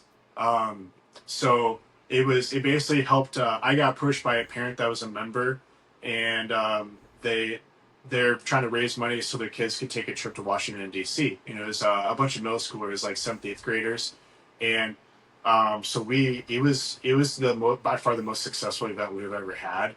Um, we had a lot of other local vendors, like businesses. Like we had a local business cater food here. They set up their food trailer outside and they had food going. And it was a push pull meet. So we had bench and deadlift, and we had some serious competitors, some serious numbers, and it was a really cool time. So yeah, MTS sponsored it for us too. So they gave us a ton of protein to give away and stuff like that. Iron Rebel actually sponsored it as well. I had some I was affiliated with Iron Rebel. Several years, like not several years ago, but a few years back, where I was an athlete with them, and so they basically they sponsored it, and they gave like $250 to the winners of every class. So that was a really cool opportunity. And then since then we did like a 2 years, I think 2 summers ago, we did a summer deadlift competition. Yeah, we did like basically like a sudden death. There's no weight classes or anything like that in this one, but basically it was just come in and pull what you can. Um, so basically, each person had like 2 minutes on the platform to try to hit a lift, and then so yeah, I want to continue that, and like I would love to maybe that's kind of why I'd like to get a combo rack, is maybe make it a little bit more legit, a little bit more of a legit bench setup and things like that. But I've also thought about, trying to host something like that to help fund some new equipment purchases and things like that too. But yeah, and as far as like the bodybuilding show, so I'm not a promoter, but I actually am kind of helping out with a local bodybuilding show, behind some of the behind the scenes stuff. There's a show in Cedar Falls. It's a natural bodybuilding show. It's called Midwest Muscle Fest, and actually, that show's coming up here on August 30th. So we're 5 weeks out from that show. So I am one of the main sponsors of that show, and trying to help out with some of the social media stuff and some of the marketing of that show and stuff. And it's not a real big show, so I'm kind of trying to help grow it. I wish I had more time. Um, to help out and grow it. But lot irons in the fire and stuff. But yeah, and so my coach who helped me turn pro actually is the person that started that show, and then now he's co-promoting it with a gal named Carrie, who's an amazing woman, and she's really big in the industry as well in our area, and so she does a really good job of promoting it. It's a very good venue. It's at the Cedar Falls Community Theater, and they have an amazing black backdrop, and they have a lot of good vendors and sponsors and stuff for the show and whatnot. So I'm kind of testing waters to see, is bodybuilding promoting for me or not. And it's also like one of those things, like, if I decide to compete again, like, am I really well going to want to compete and promote shows at the same time, or am I going to be able to? And so it's, I'm just kind of dipping my toe in that a little bit right now and whatnot. But yeah, obviously on the outside, from being on the inside of it, there's a lot more involved, obviously, than what it looks like from the outside. So Yeah. Frenchie? I don't think I got really anything else, but you've recently started. How about you talk a little bit about your podcast and like where you kind of see that going from here? Yeah, Yet another dude. iron in the fire. I am a huge podcast fan. I love podcasts. So like if I like YouTube podcasts just because like I've got a premium YouTube account, and so like I can watch like a 2 hour podcast. I don't ever sit down for 2 hours and watch a podcast, but like I can watch podcasts on YouTube without the interruptions and the advertisements and stuff.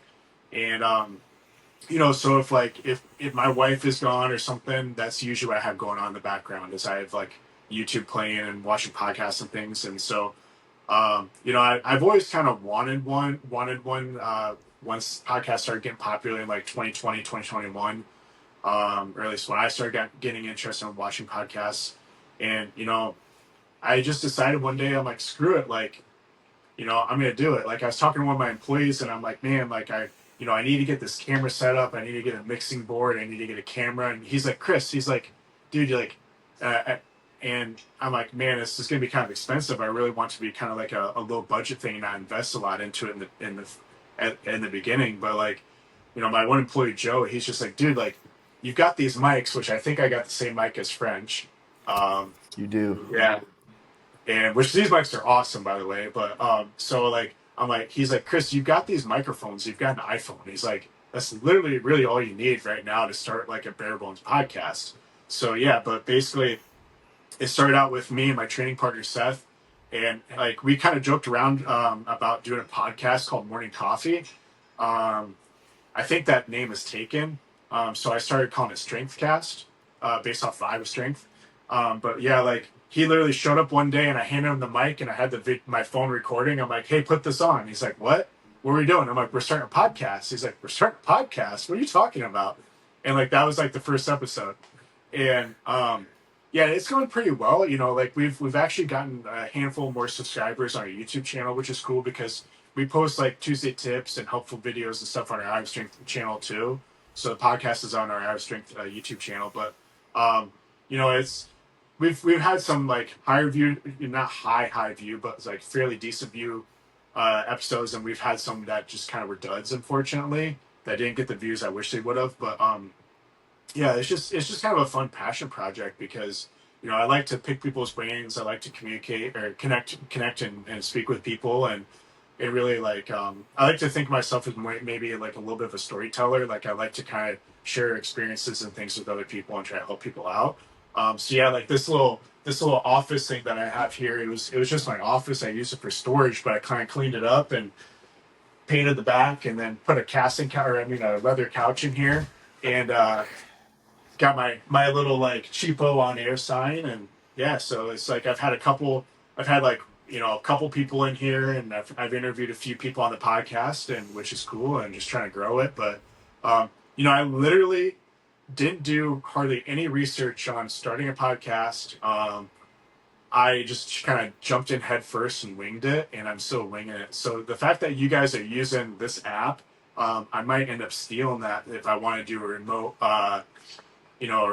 interview with someone, because there are a lot of people I want to get on the podcast, but I was just trying to figure out like, okay, like am I have to like FaceTime them or like and then screen record it, or like, so I'll probably have to pick your guys' brains. Maybe I don't know if you want to do it off camera sometime, but like kind of want to Yeah. pick your guys' brains on like what works for you guys. But yeah, so it's been fun. I mean, it's cool, but like you know with Seth and I, like my training partner, like we when he come in to lift, we would just kind of sit in the store and sip a pre-workout and like shoot the shit, and we'd end up with and like having 10 or 15 minute conversations. Like, damn, like I wish I would have recorded that.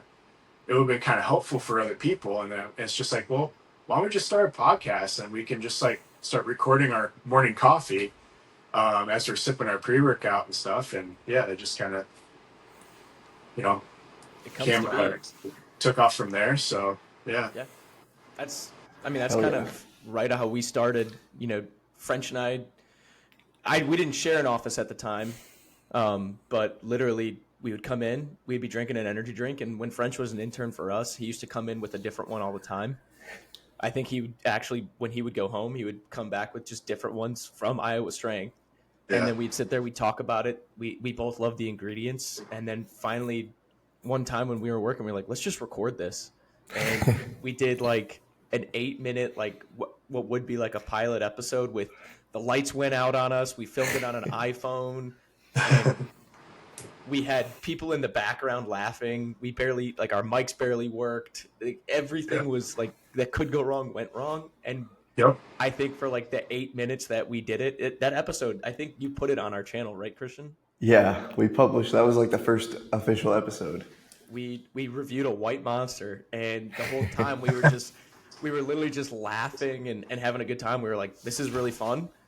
And then I had a spare bedroom in my house that we bought a little leather casting couch and threw up a curtain backdrop, and we recorded there, and slowly just, we'd find stuff on Facebook Marketplace or shit like that to where we could just record. And then just out of necessity, when French decided he was done with me and he hated me, he didn't want to be here anymore, he went down to the DR. We were like, well, how do we do virtual? We can't give up on it. So we found Riverside to just start recording.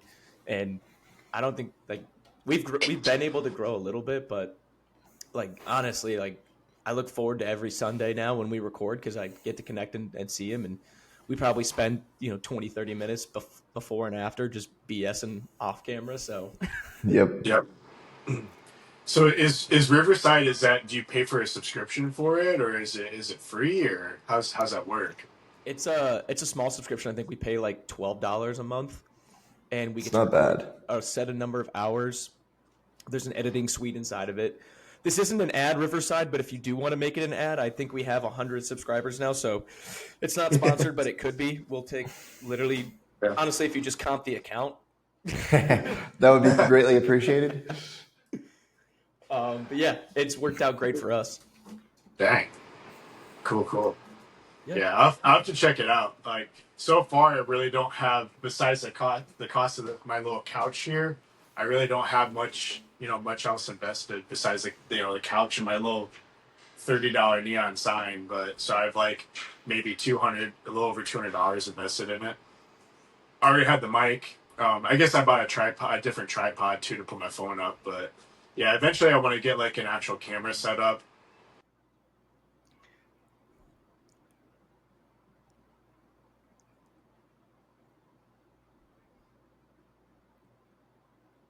How do we do this, Chris? It was the touch of the mic. The touch of The touch of the mic, and it just disappeared. Just deleted him. Guy Holy said he shit. wanted to replace his mic, and the mic said not today.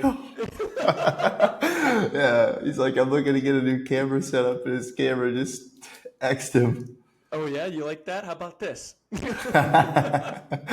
wanna talk shit on me? You don't like your fucking iPhones? You like your iPhone 15, huh? Huh? You want a Pro Max? You want a Pro Max, huh? How you like these apples? Oh no. Yeah, I'll give him a couple minutes to rejoin, hopefully. Yeah. In the meantime, What are you thinking about that bucked up energy? That's what I want to know. it's not terrible, but It's not terrible. I will say this. Would I buy it again not for the podcast? No. Hell no. That's fair. Well, I feel like that's pretty on brand. I'm not Yeah. gonna lie. The only thing I thought of when I thought of bucked up was like the one we tried when we had Jake on the podcast. Yeah.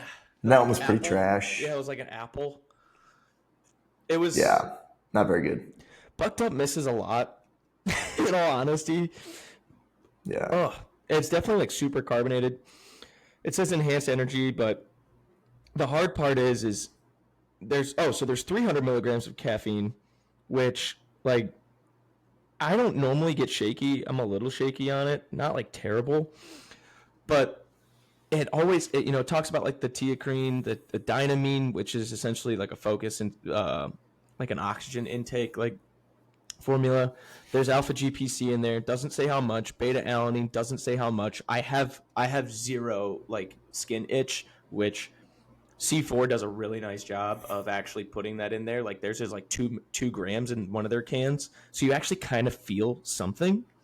But like ginseng, huperzine A. Here's my thing: beta alanine is above caffeine on the ingredients list, so technically, like there's going to be more than that in there. But it's a prop blend, so it doesn't really disclose how much is in there. And then caffeine at 300 milligrams, then sucralose, sodium, potassium, tyrosine, pyroxidine, or basically B6, then L-theanine, then ginseng, then alpha GPC. So I would imagine there can't be more than 100 milligrams of alpha GPC in this, which is kind of sad. And then huperzine is the last ingredient. So there's probably like 20 milligrams of huperzine. I'm going to be honest with you. I don't feel like the focus of this. Like when alpha GPC or huperzine A is like in a drink and it's like dosed well, you can kind of feel like that, like locked in. I don't feel it with this. It's such a bad thing, and I'm gonna say this though, but like bucked up energy just feels like it's like it goes after like the dudes who are like, I'm a man and I like to hunt and I love, like it tries to chase that like testosterone like kind of like dudes. Like I think of like a bald guy with a big beard and like loves like to cut their sleeves off their t-shirts. He doesn't buy tank tops, but he makes his own, and he, love Kel Smith. Shout out to the boy Cargo Smith and flip flops. But like those kind of guys, like that's it's a lot of marketing, I think, in my opinion, and not a lot of like substance behind the marketing ploy. And like the Miami isn't terrible as a flavor. It definitely just feels like an androgynous kind of chocolate or tropical punch. I don't taste specific mango. I don't taste specific pineapple or strawberry or citrus. So in all reality, as long as we got the time, I'll give it a rating. I'm probably going to go like 5.8. It's not great. It's not terrible, but like I'm probably never going to pick it up unless like I'm driving. I stop at a shitty little gas station and they don't have Monster. Like I'm taking a Monster over this. I'm taking a Reign over this any day of the week. It's just. You said that has 300 milligrams of caffeine? That's what's listed, yeah. 300 milligrams of caffeine. And it's just, with like it, and I could be a non-responder, but like I feel like when I drink a Reign, I can, when you just body a Reign before a workout, you can kind of feel that little bit of hype. I've sat here and I've drank this, and I don't feel like, I don't want to say like it's going to make or break a workout, but I don't feel like I can just go work out. I feel like I just kind of drank something that was carbonated, like I drank a Sprite, but with not as good flavor. Yeah. And it just kind of misses the bill. It wasn't too expensive. I think it was like $3.29, which is like the same price as if you go buy a Ghost or if you buy a Reign or even a Monster in any case these days. So like it's not like the price is going to separate it like 3D, where we talked about with Chris that 3D is like very simple. But hey, what's up? Oh, the return. Hey, The return. sorry about that. We just joked like you thought you wanted to replace your mic and camera, and they said not today. Let me cut your shit off real quick. Yeah, no, I was just gonna say the struggle with recording a podcast on the phone is I've had it die on me a couple times. Sorry, I'm on my MacBook, so I don't think the camera quality is very good, but that's all right. It's okay. This thing's like 15 years old, so it's on its last leg. There we go. Just crutch it up and we're good to go. Yeah.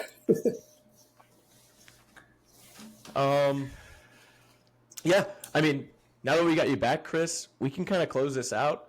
We appreciate you coming on here. This has been a really fun one. We typically, like French had mentioned, we typically talk to coaches and like their perspective, but it's honestly really fun to talk to, is that like the other side of it, and both an athlete perspective as well as like someone just not inside like pure athletics and more so in the bodybuilding like space, and as a gym owner and as a business and entrepreneur, borderline philanthropist, like doing like fundraising and stuff and helping other people out.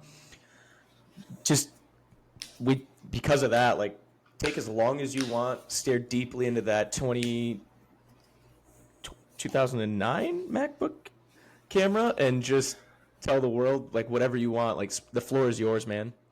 Yeah, I mean, no, I really appreciate the opportunity to be on the podcast. It means a lot to be able to just try to have like a broader impact on different people and stuff like that, and like a reach. But no, it's just I just say like I really don't have much else to finish with, but it's just you know if you guys want to check us out on social medias, you can. It's just Iowa Strength on everything. If you want to check me out on Instagram, it's Mr. Dunne. Yeah, but otherwise, YouTube. We've got our podcast too. We only have like 10 episodes recorded so far, so it's nothing crazy yet.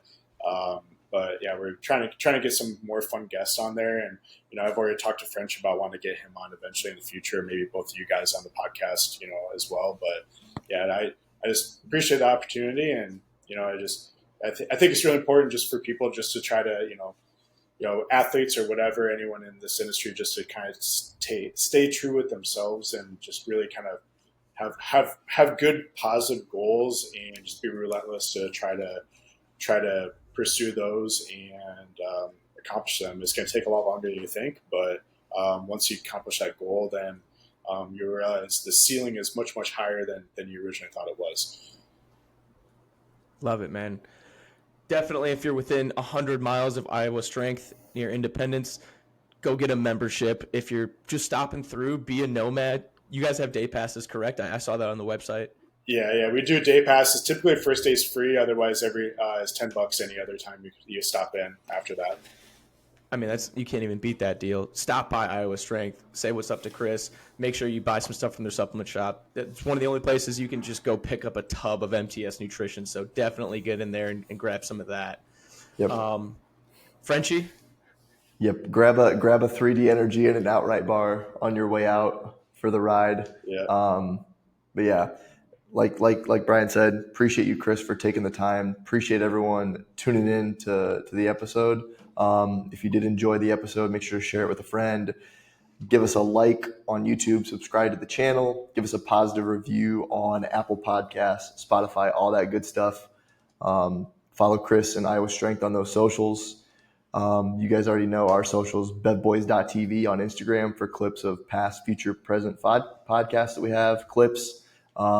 Myself at French_fit40, associated with those Bev Boys clips, as well as like training content, stuff like that. Shop the merch, bevboys.com. Get yourself a hat, t-shirt, hoodie, whatever you want. And then make sure to check out Brian's Instagram as well, which can be found at BSZUTKOWSKI. That's B Shakusky. Just slam your head on the keyboard. It'll probably come up. Yep. So more training content. He's got some really cool stuff with, the summer football training wrapping up. I'm sure you can have more track and field content with that season coming ever closer. So as always, guys, huge thank you for supporting the podcast. Thanks for tuning in, taking time out of your day, and we'll see you next time. Thank you, Peace. guys.